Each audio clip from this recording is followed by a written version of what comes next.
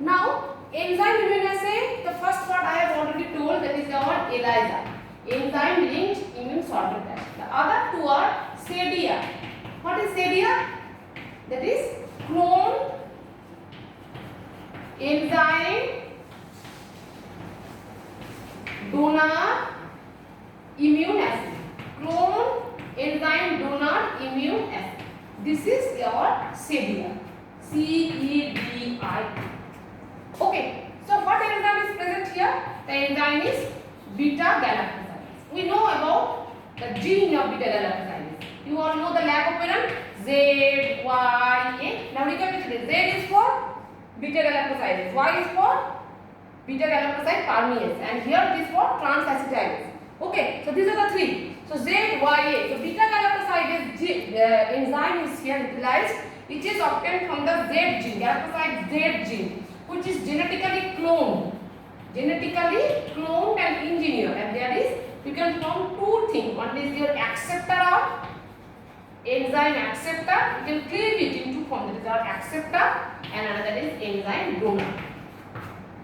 So this enzyme, this gene is genetically cloned and can be cleaved into portion. That is our acceptor portion and donor portion. And there is always a tendency of this acceptor and donor to form the enzyme, to form the active enzyme. Clear? Now this phenomena is utilized in this type of immunoassay. That is, here first the gene is cloned and can be clipped into part. This is your enzyme acceptor and donor.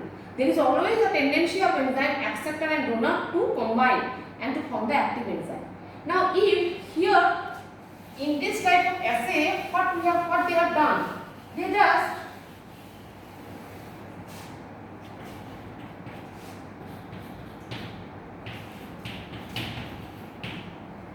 this donor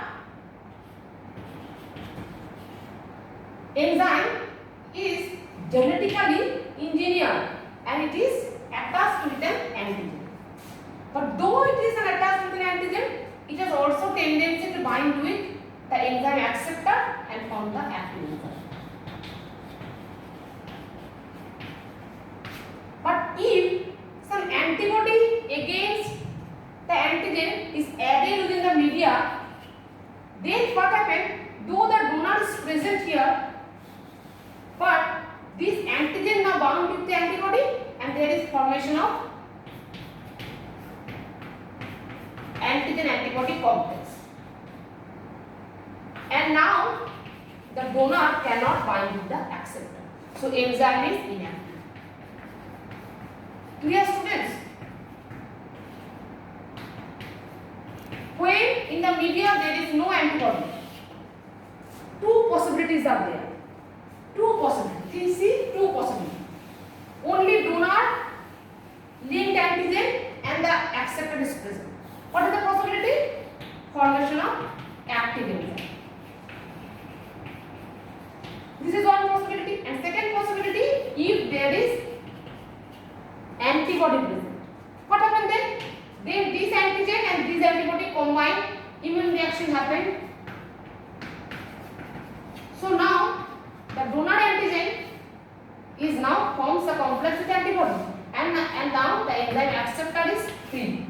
So it cannot bind, so there is inactive enzyme. So enzyme now becomes inactive. So this phenomena is utilized in this CEDIA technique. What happened?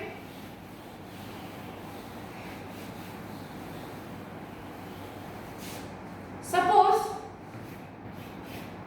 the immobilized antibody is here, and then we add patient serum. Then this antibody will bind with the antigen of the patient serum. Now, if we add the enzyme acceptor and enzyme donor, then and this donor is linked with antigen. So, if I added this, then as all the antibody sites are occupied by the patient's sera antigen, so these antigen cannot bind with this antibody. So this is free. So now they can combine and there is active enzyme formation.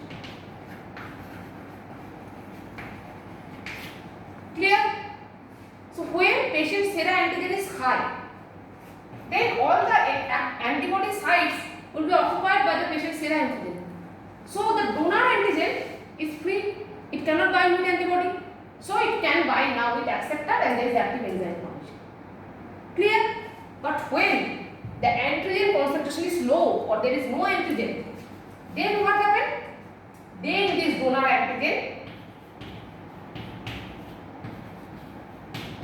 will attach with the antibody, and now the acceptor, all the donor antigen is utilized, so the enzyme acceptor is free and there is inactive. Clear?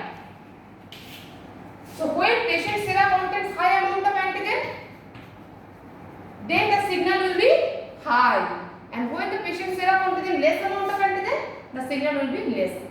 This is the mechanism. What if the patient sera contains more amount of antigen? Then all this antigen will occupy the antibody sites.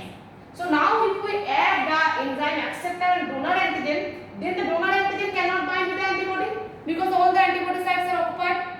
So now they can combine with the acceptor and there is active enzyme.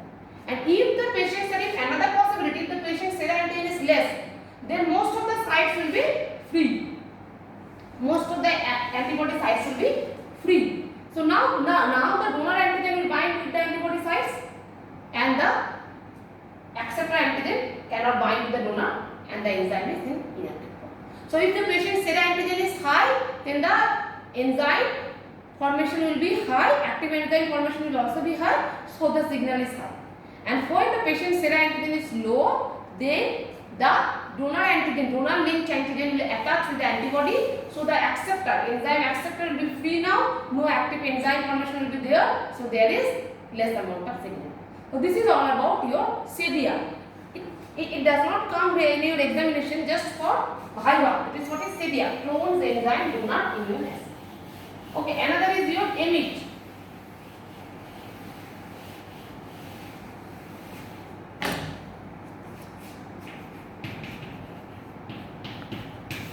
That is your enzyme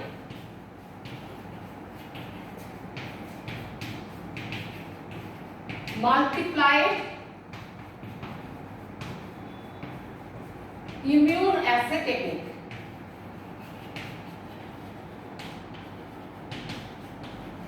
Enzyme multiplied immune assay technique, EMIT. But in EMIT, what we do? We here quantify any drug or any analyte in patient sera. So this drug or analyte acts as an antigen. Okay. So now this patient sera is here. So in the patient sera, these all are types of homogeneous immune assay. So patient sera, it contains the antigen in the form of drug or analyte. Now we add some antibody against this antigen and substrate. So what happened here? The patient sera antigen and antibody combines. Now as a second reagent we add another enzyme linked antigen. Now two possibilities here. If in the patient sera the antigen concentration is nil, if there is no antigen in patient sera, then what will be there? The antibody will free. This antibody will free. So here two possibilities. After adding this antibody, two possibilities will be there. Either it can combine with the antigen in the patient sera and formation of antigen antibody complex, or if there is no antigen in patient sera, then antibody will be free. Now when we add the second reagent, that is our enzyme linked antigen, then if the antibody will free, then it binds with this antibody and there is formation of antibody and the enzyme linked antigen. But in this format the enzyme is inactive. Clear? If the antibody is free, no antigen in patient sera, then this antibody will bind with the antigen, second reagent, that is antigen enzyme linked antigen. But here this is inactive. The enzyme in this format is inactive. So there is no signal, no substrate will be converted to product. And if there is formation, if this enzyme linked antibody bound with this complex, this antigen antibody and again enzyme linked antibody. Antigen, this is active. In this format the enzyme is active and it can convert substrate to product and there is formation of signal. Clear? So this is your emit. Here what happened in patient serum, antigen is present. Now we add the antibody. First reagent is antibody against this antigen. If patient serum contains antigen, then this antibody is bound with this antigen. If patient serum contains no antigen, then this antibody will be free. Clear? Now the second reagent, that is your enzyme linked antigen. Second reagent. When we add these two possibilities, if the antibody is free, then this enzyme linked antigen will attach here and there is formation of antibody and the enzyme linked antigen. But in this format, the enzyme is inactive. And if patient serum contains antigen, then this formation have already occurred and this enzyme linked antibody antigen attached with this. So antigen, antibody and enzyme linked antibody. In this format, the enzyme is active and it can convert the substrate to product. And by gaining the signal, we can say whether the patient serum contain antigen or not. So if the patient serum contain antigen or drug or analyte which acts as antigen, then signal will be there. And if there is no antigen in patient serum, then there will be no signal. This is all about your emit technique. With this, in a nutshell, with this we have completed the enzyme immune assay. So enzyme immune assay, here the catalytic property of enzyme is utilized to quantify the immune reaction. It is of three types mainly, that is our ELISA, SADIA and emit. Among this, ELISA is the most important. And in ELISA, there is two types of ELISA mainly. One is competitive ELISA and that is your non-competitive ELISA. Now most commonly non-competitive ELISA. Here a sandwich complex is formed between the antibody, that is your immobilized antibody, the patient serum antigen and the enzyme linked antibody. Here the enzyme conjugate is antibody, enzyme linked antibody. And more amount of patient serum antigen is attached, more amount of enzyme conjugated antibody will attach and more signal will be there. So here the concentration of the antigen in the patient serum is directly proportional to the signal. But in competitive ELISA, here the enzyme conjugate is the enzyme linked antigen. So here a competition exists between the patient serum antigen and the enzyme linked antigen for the attachment with antibody. If patient serum contains more antigen, then less sites will be available for binding with the enzyme linked antigen. So less signal will be generated. And if patient serum contains less amount of antigen, then more antibody sites will be free. So more amount of enzyme linked antigen now can attach. So here the patient serum antigen concentration is inversely proportional to your signal generation. So the two curves, the two calibration curves, that is our point-to-point curve, these are also separate for the two techniques. I have already told you. So these two may come in your as a short note in your final examination. So please students go through or learn by heart this topic. Okay, thank you.